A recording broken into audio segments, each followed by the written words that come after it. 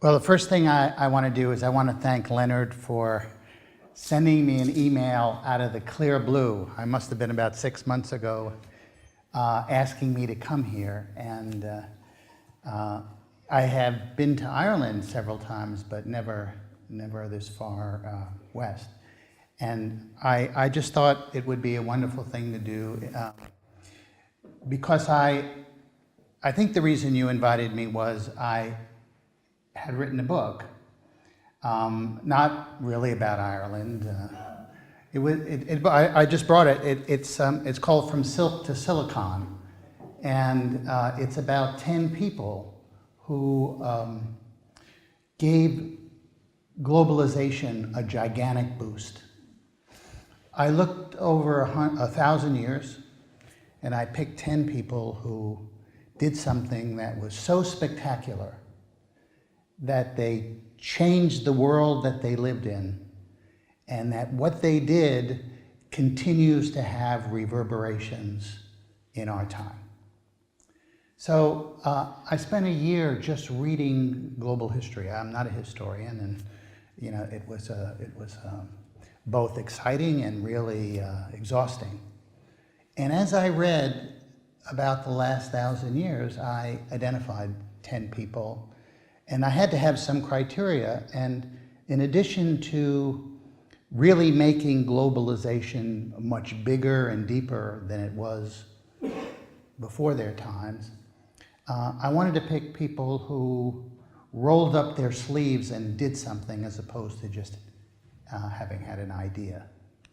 One of the people I chose was Cyrus Field. And I think that's why you asked me to come here. So I do want to talk a little bit about Cyrus Field, and I'd like to put him into a broader context.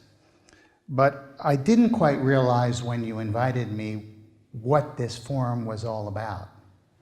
And the notion to me, I want to start this way because if I only say one thing, this is what I want to say. The notion to me that this wouldn't be a UNICEF historic site is absurd. I mean, if you think about how history has been made, in my view, having written this book, and it took me 7 years to write, actually really closer to 10 to write the book. What happened here was of such enormous significance. I mean, in my view, globalization is the most powerful force acting on the world. The history of the world, human history and the history of globalization are the same thing. I mean, we've been globalizing for 60,000 years. When a handful of families in Africa stood up and walked out of the continent, and they were looking for food, and they were looking for security. And ever since then, we have been globalizing. So it's a very powerful force. And some of the forces are negative. Wars constitute globalization. Environmental destruction constitute globalization. And some of the forces are very, very positive. I would agree that trade and investment are extremely positive. But however you want to think about globalization, it's a really powerful force. And there hasn't been, in at least the last 1,000 years, the impact of the transatlantic telegraph and the fact that it started here, to me, makes it such an obvious candidate for UNICEF, such an obvious candidate to have historical status that I'm almost bewildered that you have to work so hard to get it there.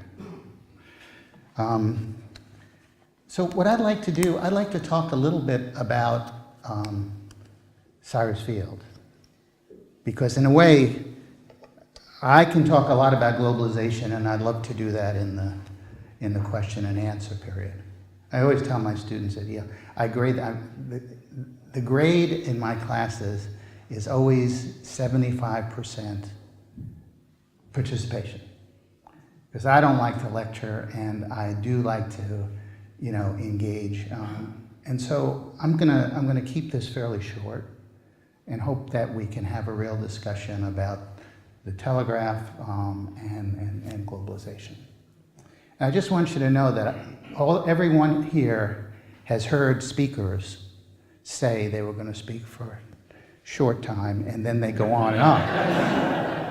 I remember those Latin American dictators, in the 50s, they speak for 6-8 hours. And I once saw, the reason I'm going to be short is I once saw a speaker who said the same thing. He said, I'm going to speak for 10 minutes. And then he went on and on and on. And in the middle, a man got up and started to walk out. And of course, the speaker, very taken with himself, because he's going on and on, he stops what he's saying and he points at the fellow and he says, "Excuse me, sir." The man turns around. He said, "Where are you going?" And the man said, "I'm going to get a haircut." and the speaker said, "Well, why didn't you get a haircut before you came?"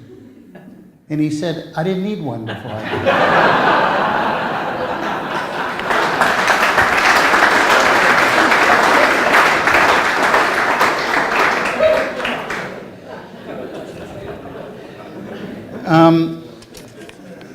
The story of Cyrus Field starts in the winter of 1954. Now picture this. Cyrus Field was 34 years old. He had had a very successful career in, of all things, selling fancy stationery. His doctor had told him he better slow down. So at the age of 34, he was just about retired. He psychologically retired. He lived in a big mansion in a part of New York called Gramercy Park, which is still a lovely, lovely part of the city. And he had a brother named Matthew, who was an engineer. And Matthew happened to be sitting in the lobby of a hotel. And he was sitting just coincidentally next to another engineer named Grisborne, who was from Newfoundland. And Grisborne said they struck up a conversation, and Grisborne said, "I'm here in New York. I have a concession. I have the sole concession to bring the telegraph from Newfoundland to the US, but I started doing it and I ran out of money, and I'm here in New York looking for money." And Matthew, Cyrus's brother, said, "You know what? I have a brother who's got nothing to do and he's really rich, and maybe he'd be interested." And so right on the spot, a very American thing, they walk over to Gramercy Park, and Matthew brings Grisborne into Cyrus's living room, and he says to Cyrus, "This guy has a really interesting idea. He wants to connect Newfoundland to the US by telegraph." And Cyrus Field, who was not noted for his modesty or his delicacy, he said, "I couldn't care less about this." He said, "I don't know anything about telegraph." He said, "I don't even know where Newfoundland is. I don't know why you're bothering me." And the two guys leave, pretty embarrassed. And Cyrus goes into another room and where he has a big map of the world. And he's looking for Newfoundland, he had some idea that it was connected to Canada, but he's looking on the West Coast. He's looking around, finally he sees it.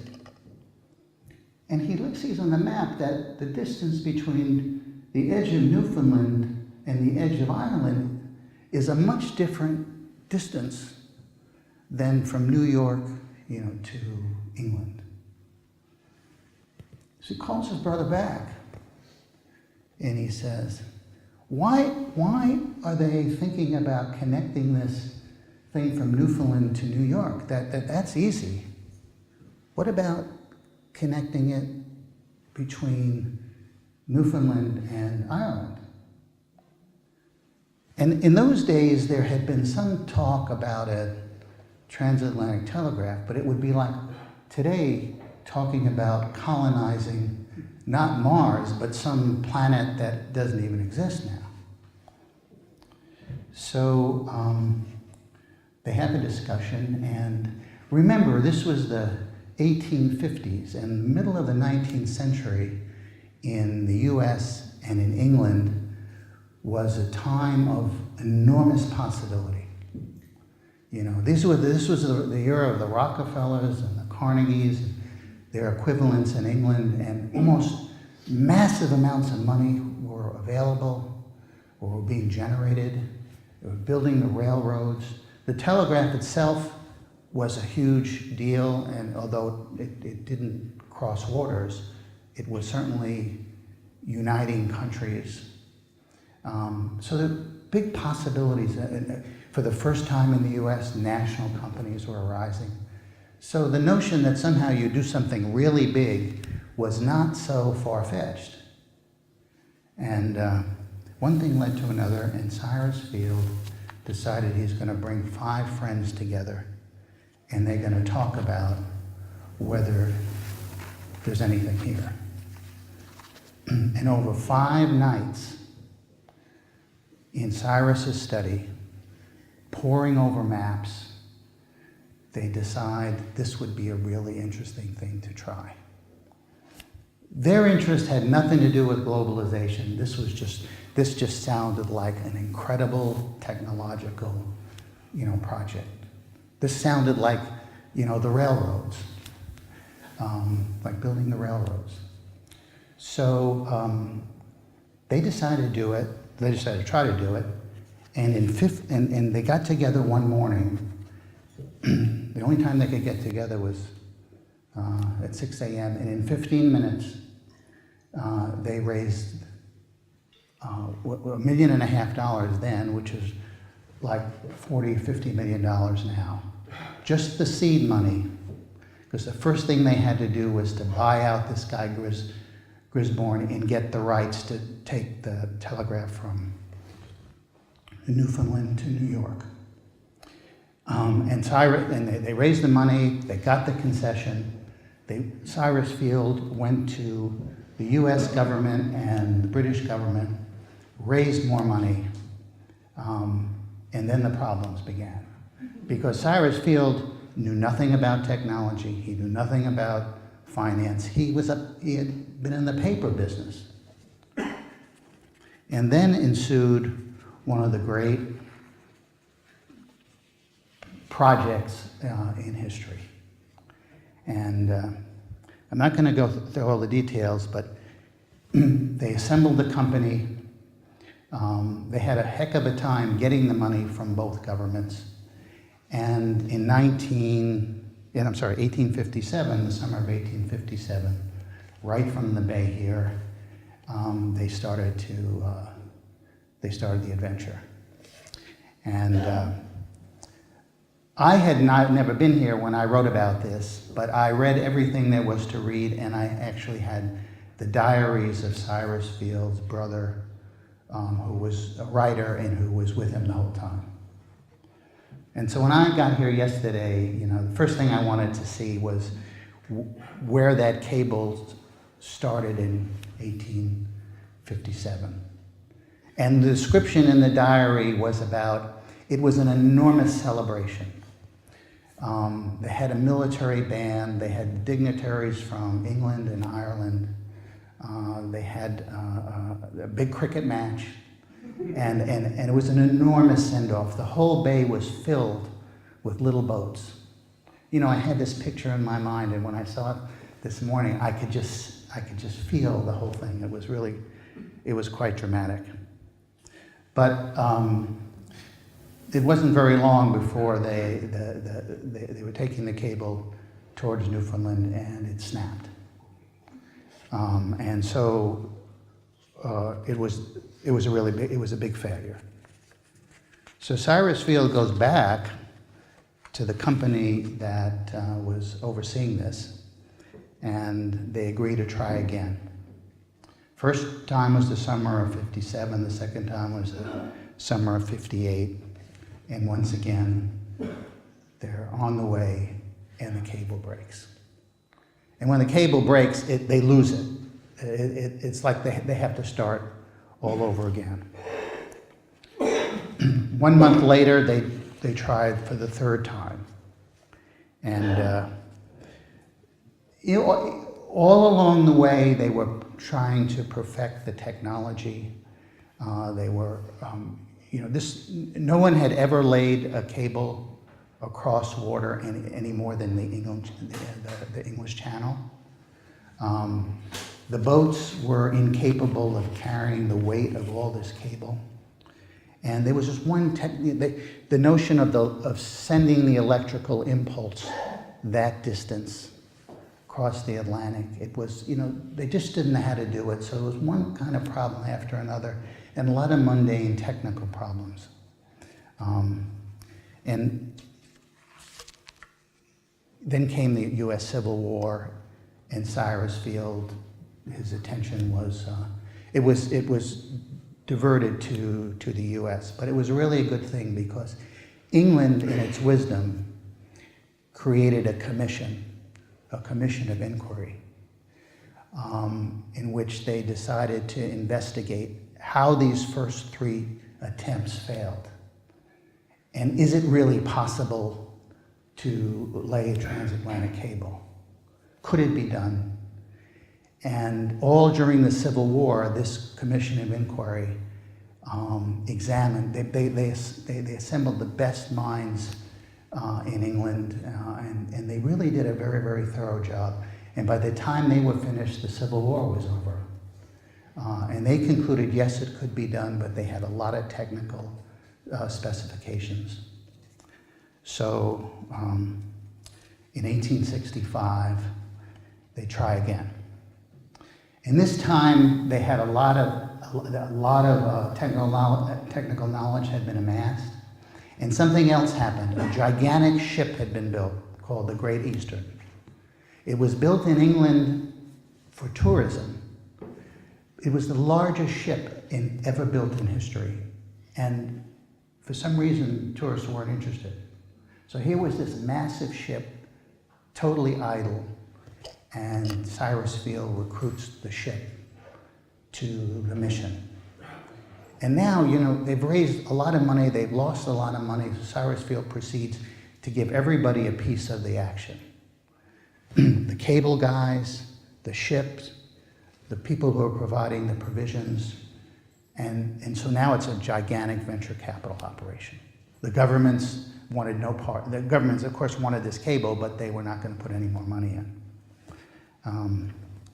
And so in June 1865, they try the 4th time. Now, at this point, there was enormous cynicism in the world that this could be done, because the hopes had been raised so many times. And on one of those missions, they actually were able to send a message over the cable, but it didn't last very long, so ultimately it was considered a failure. And finally, in July 1866, in 1 second, at Heart's Content, when they connected the cable, the world changed. It really, you can point to lots of changes in the world, but rarely in 1 second. Because before that, it was fair to say that news across the Atlantic traveled no faster than it did in the days of Julius Caesar. And it was all at the mercy of the wind. Sometimes it would be a couple of weeks, sometimes it would be a couple of months. And in that 1 second when the cable was joined, we had real-time communications across the Atlantic. And it's really not possible for us to put ourselves into the position of what that did to human beings' sense of themselves. We think the internet was a major breakthrough, and of course it was in many respects. But I remember when I first used the internet, years before, on my television, I was watching the war in Vietnam, I was watching the massacre at Tiananmen Square. So we had global communications. The internet obviously enhanced it, but it was like going from 100 miles an hour to 105, or 100 miles an hour to 125. The transatlantic cable was like going from 0 to 100, and it changed everything.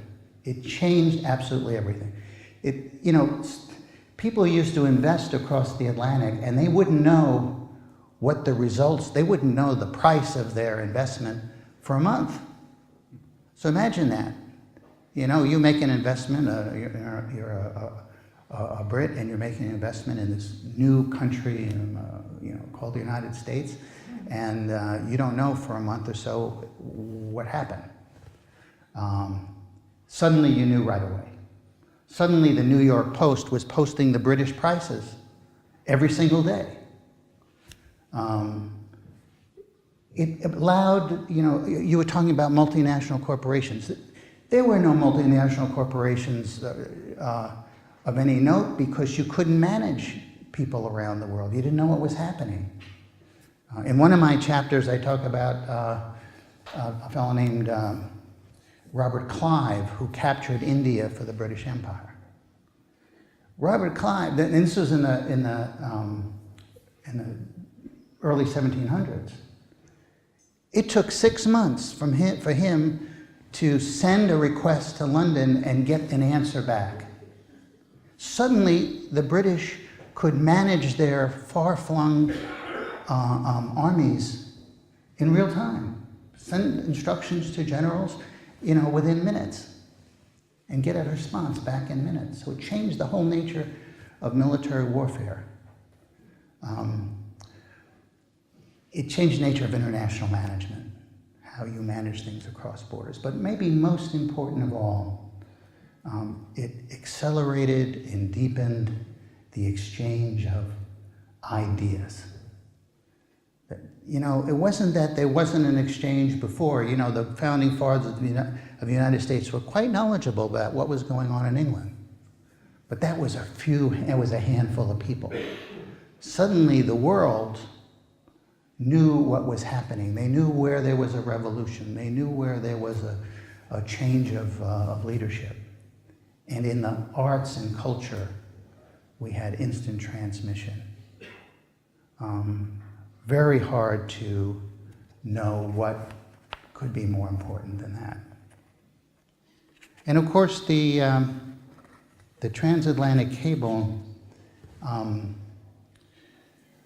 was the forerunner to all kinds of international communication. We had radio that suddenly could beam signals across borders. We had television, the transatlantic cable was the linear ancestor of global radio, global television, global satellites, and the internet itself. It was the beginning. It set the pattern. And everything that happened in those first 10 years, we see again. I was explaining to someone today that, the transatlantic telegraph had enormous benefits in the speed and allowing all this management and exchange of ideas. But there was massive fraud. There was, the telegraph was used by the underworld for all the kind of things that the internet is used for today. So in many respects, we're seeing a replay. If you had to put your finger on something, I think that was really formative in terms of the human experience, it happened right here. It happened right on this island, and for that reason, I think that UNESCO, I said UNICEF before? I'm sorry. UNESCO is really it would do UNESCO proud to, I think, to have this as one of their heritage sites. Well, let me just say a word about, where we go from here, because the kind of globalization that the transatlantic telegraph began, not only across the Atlantic, but as I said, within a few years, the whole world was wired. It created a momentum that was, I think, that it continued to accelerate. And in the 90s, and particularly in the 90s and the first part of this century, first decade, we have seen globalization intensify. And of course, it's no secret today that there is a lot of anxiety about it.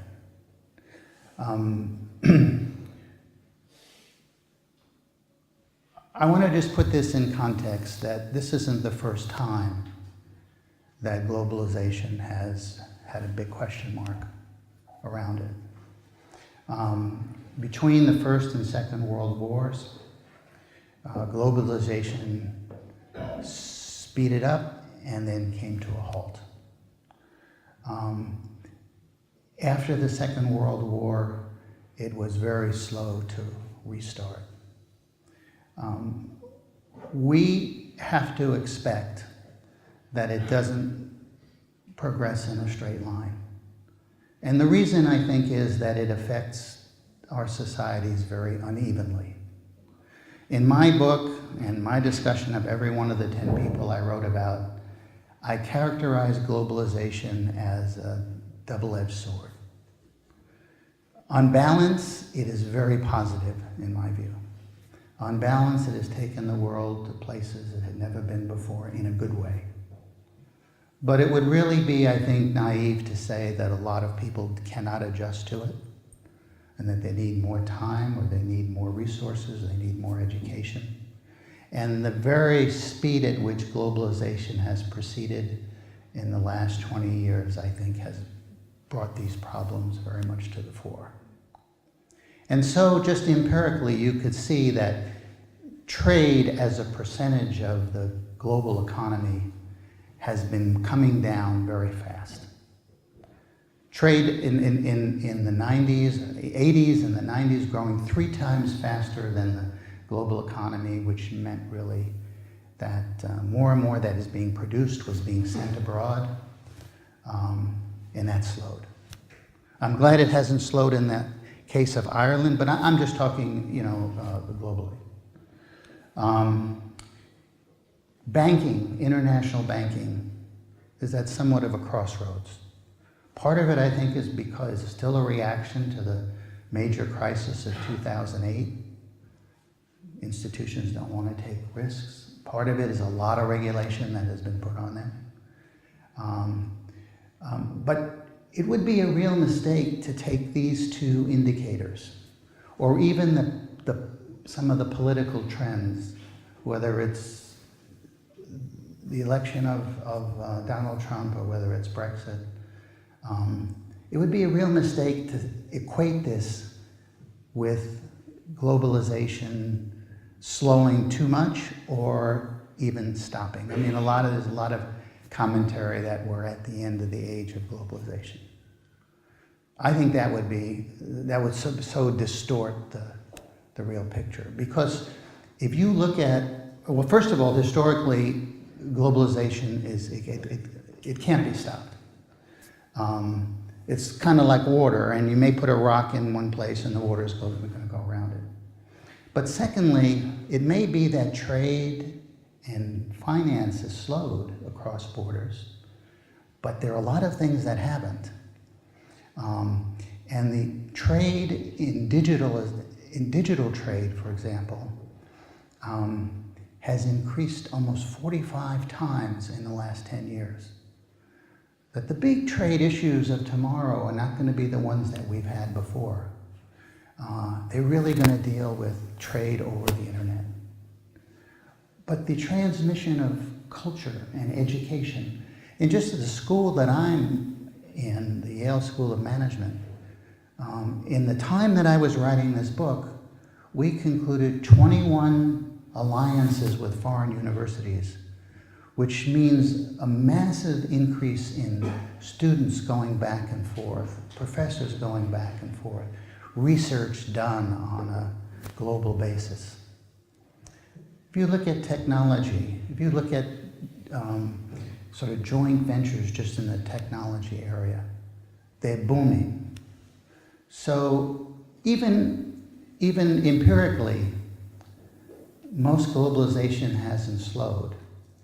And I think that what's happening now actually in the political realm, it in some ways very distasteful, but in other ways, you know, it may not be so bad. It's a little sand in the gears. And if political leaders really, I think they have to focus more on people who have gotten the short end of the stick. And if they can do that, for a little while, if there's more retraining and there's more education and there's more adjustment and there's a stronger social safety net for those who simply, because there are tens of millions of people who will not be able to make it in this age of speed. If they can do that, I think we will have set a platform for a revival of globalization in a very, very kind of exuberant way. The telegraph is really the metaphor, because nobody thought it could be done, and it took 4, by some measures, 5 attempts, and then basically it opened up everything. And I think that the equivalent of the telegraph today is not anything technological. I mean, we'll have the artificial intelligence, and we'll have the 3D printing, and we'll have all these things we keep reading about, you know, in spades. The real project is more of a human one. It's making sure that the results of globalization are more broadly spread. And it just may be that's going to happen. I concluded my book with a chapter called "The Best Is Yet to Come."